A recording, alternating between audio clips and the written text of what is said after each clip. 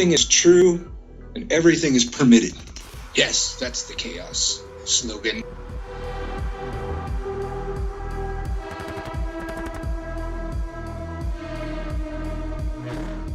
Welcome back to RavenzCraft Arts, Uncle Birch. It's always good to have you.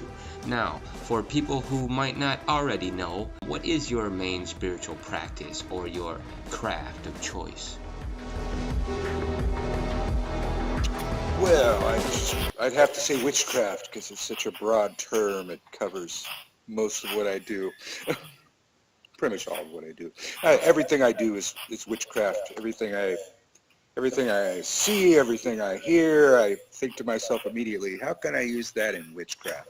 If you're manipulating the exterior world with sticks and stones and twigs and sprigs, candles, oils, incense, that's witchcraft. I don't care what you call it, and I don't care whose it is, I'm going to use it.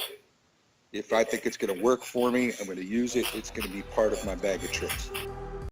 So, from your perspective, what does it actually take to become a chaos magician?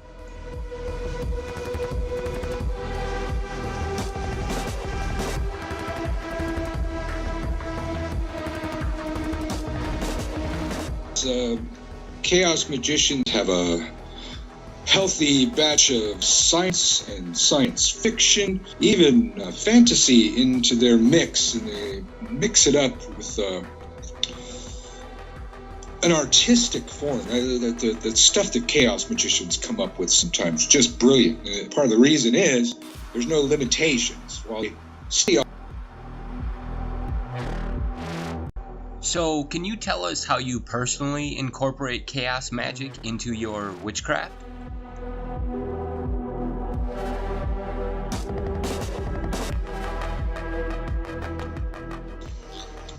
So I've integrated a lot of chaos magic into my witchcraft, especially like sigil magic. You know, I see the origins of sigil magic. In Solomon's view, he was binding the spirits to these symbols and then could manipulate the symbols to force the spirits to do his bidding. And that's the way the magicians did it back then. They forced the spirits to do their bidding. There was no cooperation involved at all. They would literally torture some of these things into doing their bidding. And as time goes on, our view of the spirit changes. You know, in Solomon's time, it was a ghost, a spirit, a disembodied entity. Where today the word spirit can be the spirit idea, the sort of a place. The energies embodying an idea is the spirit of the idea. So sigil magic then takes sigil and takes the idea and turns it, and then we manipulate the symbol to create the magic. So I see those as very linked. It's an evolution. Now, I know there are several methods of using sigils and creating sigils. Can you perhaps share with us a few methods that you use yourself? Absolutely. So, I got a few sigil magic videos. If you came up that one sigil off my video to hide a sigil in plain sight, a different type of sigil magic, a type of sigil magic where the symbol is placed in public places and derives energy off of everybody that looks at it. So every time somebody watches that video, that sigil becomes more powerful. Every time somebody does what I say in the video, like post it in plain sight, it becomes more powerful. And I think, you know, if people watch the video, I think I told the story of Back when I had the brick and mortar witch store, I once caught a tag at my shop.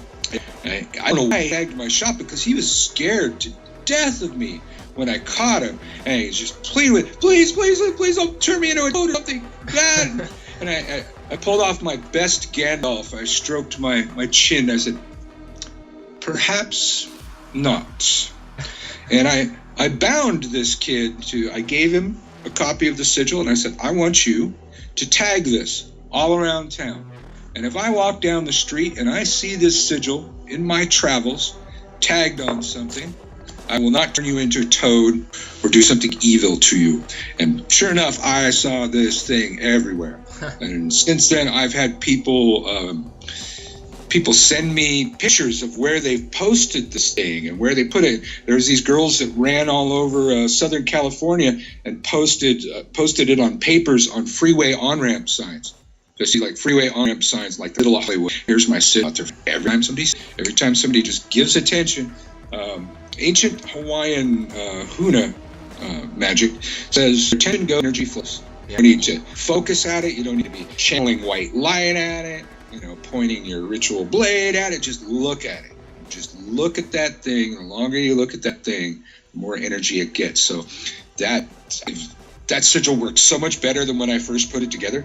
Now it's been all over the internet for years, and it's got thousands of hits. And so that was part of my craft, to make my sigil more powerful. Was post that video and put it out there and get other people to keep doing that. Yeah, I did see that video. And that being said, I was going to ask you another question. So, what is your opinion about digital magic?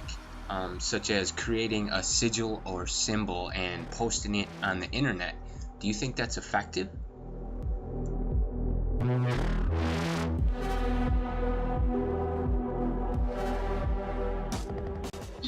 I definitely think it has effects. Our entire world is digital now, and it's like things have changed over the years. Or back in the day, if I had to take on a job or do a job personally in person, I'd be into hair, fingernail, blood samples, something they touched, something they wore, piece of jewelry, that kind of thing. Nowadays, those people might be totally removed, or I might be working for a client. I have no contact with the target, but you know what? They got a Facebook page. And most people's Facebook page, even if it's private, you can get to their profile picture. And if they put their profile picture on it, you've got a good shot of their eyes. You've got an excellent magical link. You can print it up. You can poke it with needles and set it on fire. Bury it in a graveyard. All those things. Digital's made it quite a bit easier to acquire the personal links, or I guess in who them person-based thing to your target. Right. I'm a full-time teacher. I'm teaching on YouTube. I've got my private classes. Now I just moved on to this Gumroad, where now I can post downloadable classes. So I don't even have to interact. I don't have to do it manually anymore. So now and I'm on my phone right now talking to you. And then when I get off that, I'll have to get in my email where I'll have students bombarding me with questions. So really, teaching. Just the teaching aspect of witchcraft has become my full-time job. And I still have a shop and stuff to run on the side of that. So without digital, God, I just don't know how I would do it.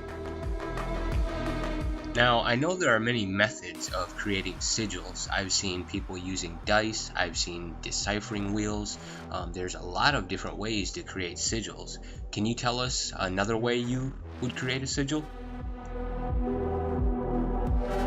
Yeah, well, the classical method of the sigil, usually you want to use a dead language. You don't want to use English. You want to write out your statement of intent. I will a thing to be, and then name the thing. And you use runes are really popular for this kind of thing, and they're perfect language for making sigils because it's all straight lines. You take the letters and roll them on top of each other. There are other methods where you remove all the vowels. Some people will do that. The classical method that I learned, you remove all the repeating letters in the sentence. If you only have one T, one R in the entire sentence, you assemble those on top of each other in any way you want, down, side by side, until you have a symbol. And then you can put other symbols in it. You know, if you're like trying to manifest things, you might put that in a triangle, depending on what type of manifestation you're doing, either pointing triangle or down point triangle. Put it in a circle. You put other symbols involved in the symbol. And then when you put enough work into it, you know, and you might want to, I don't know, draw it in your blood or something like that, or a magical ink. It's pretty scientific after that point. We then take the sigil and whatever ritual magic we're using, we throw a lot of energy into the sigil, a lot of focus. And what it does is create a counterpart. For everything that exists here on Earth, there's a counterpart on, I shouldn't say the astral plane, because there are planes.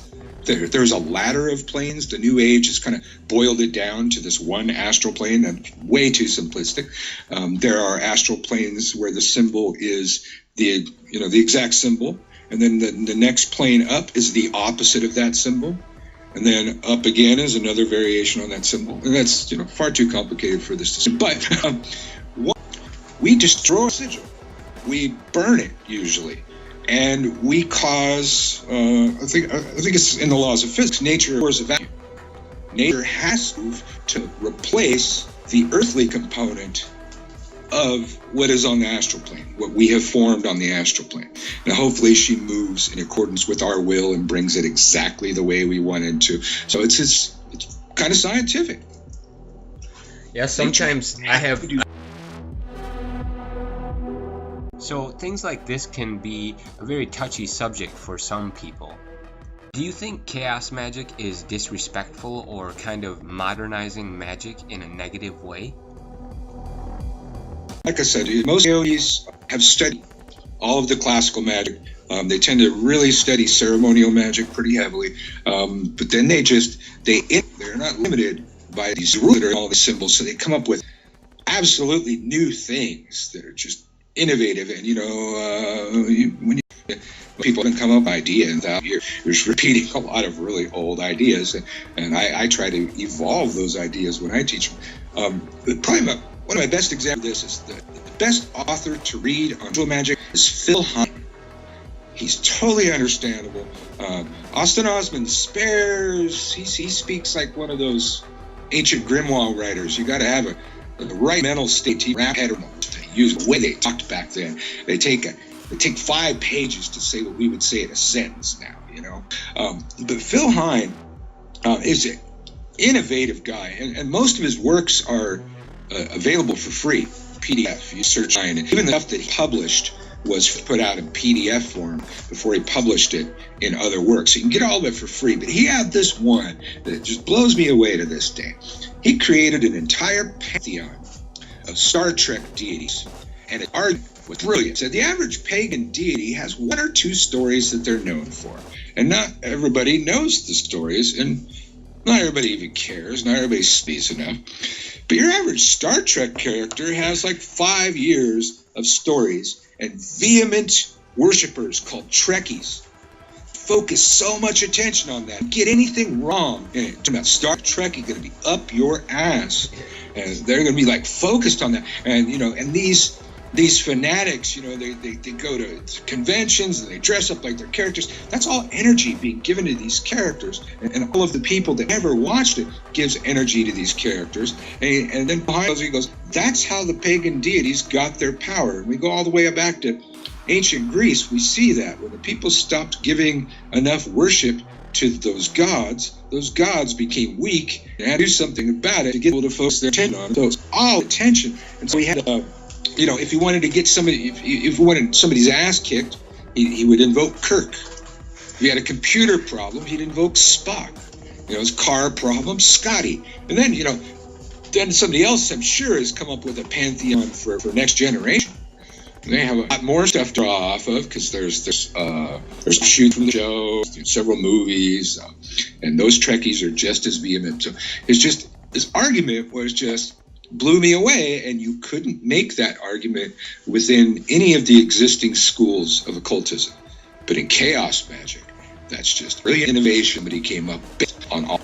That's pretty interesting. It almost shows you that, you know, it's just based in the intention that kind of gives a third dimension to things happening. You know, something that would have no possible happening. You can add a little to it just by thinking Absolutely. about it. So that's pretty interesting. And I noticed it's Another innovation in chaos magic comes from the old idea of the witch's familiar, a familiar spirit. Sometimes that was an animal. Sometimes there was an agreement made between the animal's spirit and the witch's spirit to do certain things. The witch will do certain things for the animal will do certain things for the witch. But sometimes the familiar spirit was a disembodied entity. And in chaos magic, they come up with a lot less fraught with disaster method, because familiar slaving spirit of an animal, and that oft came back to bite the magician in the ass later, this relationship. But in chaos magic, they come up with servitors. And from servitors, we get egregores. Pretty much, a fish create a spirit, not a ghost, but the spirit of an idea. And it's created. And a thought form is another word that I think the New Age has accepted for this kind of thing. So an artificially created thought form that does your bidding. And it's a brilliant method, because with servitors, anything you can conceive of, you can embody in a servitor. It's like, I cannot fly. I can make a servitor that will fly. I cannot be invisible, but I can make a servitor that can be invisible. If I can wrap my head around the concept, I can embody that in a servitor and have servitors that are all powerful. Then from servitors, I don't know how long it takes, but then come egregores, and they can take on godlike attributes. And probably the best known of these, there's a really good book called Urban Primitive, which has a triple pantheon of egregores, 3 gods, and 3 goddesses. I think the gods were Sarge, Score, and Slick. Sarge was like a drill sergeant. When you need somebody you need to get something done, this guy's gonna, come on, you maggot, move it. He's gonna fucking bust your ass and harp on you until you get that thing done. Score, of course, is for getting laid, and Slick is I see you're kind of slicked. Your hair's a little slick these days. Yeah. Slick's heck, he looks like that. He's very slick. He got this little, mustache. He's the guy when you need to smart your way out of a situation, you call slick. And there's a true pantheon of goddesses too. One of the goddesses in that pantheon that they come up with has some long-standing origins back to the mid '80s. It was Ivanovic's coven, and he's not known for being an auspicious. He's the creator, and they created they called it a god, but it was an egregore. They called it a god of parking, the great god Squat. And when I started at the first witch store in Santa Cruz, the woman there went and told me the story. They had these little squeaky nuns. They were like nuns, but they were like a dog toy, They squeak and they squeak. Yeah. They were really fun. She told me those are a sacrament to the great god Squat. And then she told me the great god Squat goes all the way back to Roman times, when the Romans, had a hard time, parking their chariot, I guess. I guess parking was a problem in ancient Rome. And they would call this great god Squat, and they would get a parking spot every time. So I'm looking at her, and I'm smiling and nodding, because I know the story is absolutely bullshit. It was created in the 80s by Ivanovic's coven. But this thing went out into the world, developed its own mythos. People tell legends about the great god Squat. And a couple years after that, around Halloween, the witches interviewed us, and I think it was enchantments in New York, where, they definitely have parking problems. And they had this, they're talking about the god Squat, and they had a chant, and it was like doing Rochambeau on your fist, 1, 2, 3, choose. So you're doing that on your hands, and you're doing two fingers, there's that Rochambeau, but you're going, squat, find me a spot. Squat, find me a spot. And I tell you, years, Squat, you will get a parking spot if you do this. Back in that day, sacraments to Squat was putting money in people's meters when it expired. That was a sacrament to Squat. It made Squat more powerful. It made Squat work harder for you. Now, look comes out, Urban Primitive. Squat now transgendered himself. Squat is now a goddess. And now Squat's in a book. And now, Squat has even more powers. Squat is now called upon to squat you a place to live. So like we were talking about the housing spell earlier, the great goddess Squat is excellent for squatting a spot for you to plant your ass too. And she's got a whole, and now, her new mythos, she likes dirty jokes and limericks. And I tell you, we'll drive around looking for a parking spot and a full on. I only know one limerick, man, from Nantucket one, man. I'll just keep saying that over and over again. I spot every time, man. And that, so right there's an egregore that was created so well, it broke out of its mold and did attain godlike form. And that's kind of the idea with egregores, is that they were supposed to be allowed to do that, to become something larger than this artificially created thing. And when you think about that, then we have to wrap our head around the arguments of, well, which came first, the chicken or the egg? Is this how, did people create gods out of this whole ether? By doing, the piece of God that into a palm, it looks like this, dresses like this, acts like this, and eventually those gods took on a life of their own? Definitely could have happened that way. Right. Yeah, that's. So I don't know if I was answering a question right there, but it was it looks like this, dresses like, acts like this, and eventually those gods took on a life of their own. Definitely could have happened that way. Right. I was answering a question right there, but it was a damn good story. So, do you have any events or anything we should be looking forward to, or anything that you wanted to say to us?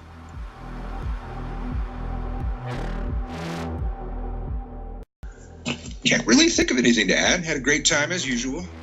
Oh yeah, the Gumroad thing. What I did, I broke my year and a day course into 2 parts. Second part's actually got a lot more classes in it than the first part. But I was trying to make it, a little more affordable. And then I run into a lot of people that binge watch me apparently on YouTube. And then there's even a couple that I met that they're hearse drivers. And they binge listen. They just run my YouTube videos in the car or in the hearse, driving around, listening to it. I say, oh, that's just great. I love that. And so that kind of thing. So it's broken into 2 parts, and it's downloadable, and it's $150 for each part. So it's cheaper. The usual class is $420 for the year. So it's less work.